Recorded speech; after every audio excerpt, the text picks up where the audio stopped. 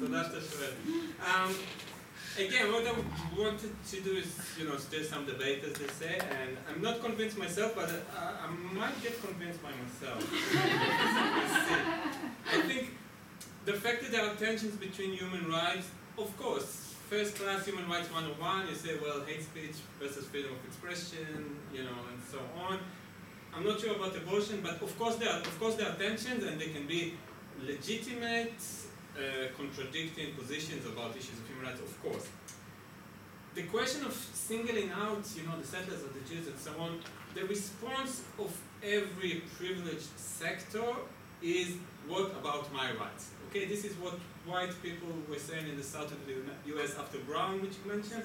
This is what settlers are saying. Everyone is saying this is what... This is sheer power, Johan. No, human rights was always colorblind in this sense that the university... But they're not colorblind. But I'm saying me in Germany, I can say I have my rights against false imprisonment. Doesn't matter if I have money or not. No, but if you say only I have rights... Only I have Okay. It's good here. May I explain? So, at least maybe I need to sharpen a few things. The question is not whether settlers or Jews or anyone has human rights. Okay, the whole enterprise is based that if you're a Homo sapiens, you're part of the species, you have human rights. Okay, this is not the question. Okay, I believe that everyone has a right to fair trial. Okay, it includes Milosevic and Karadzic and the genocidaire in Rwanda. They have a right to fair trial, right of appeal, right to question evidence at the International Tribunal and the ICC. Of course they have. If there'll be a group saying we are only protecting the fair trial of people accused in crimes against humanity, fine. Okay, it's an important thing to do. If we have a group saying Serbs should have the right of appeal, but Croats should not have it, and they call themselves the Human Rights League for Fair Trial, I would say no, there's something wrong here. Okay, this is what I'm talking about. Now, for the sake of the argument, as a sociologist, okay, I'm looking at various groups and groupings of people, organizations, and the self-definition. And I'm saying, well, so you have a whole number of groups self-describing themselves as human rights groups. You look from the outside and you're saying, well, there are certain attributes which can distinguish some subsections from other subsections.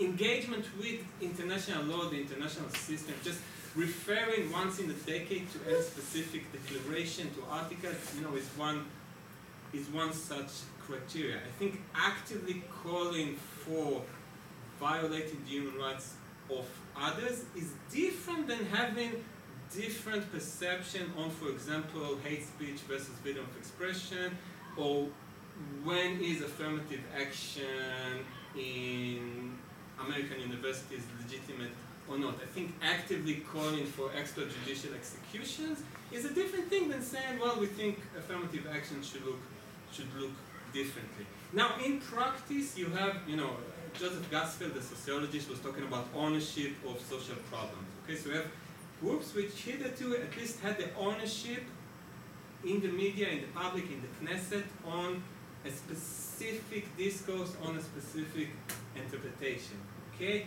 Now, this is not about, formal legalization or regulation, but I think we should maybe have this debate and ask whether universities or Knesset committees or courts, when they consider various friends of the court submissions, or the UN Human Rights Council should just accept everyone who said that they say we are a human rights organization, or make some distinctions. Okay, this is what I think should be debated. And personally, I think not everyone should get the ECOSOC accreditation.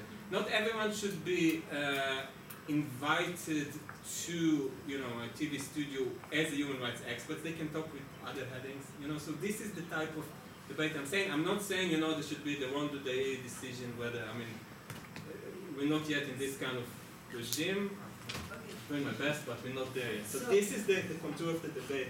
So I think we have at least 4 more speakers. So I suggest we'll take 2 rounds, and we might have time for more.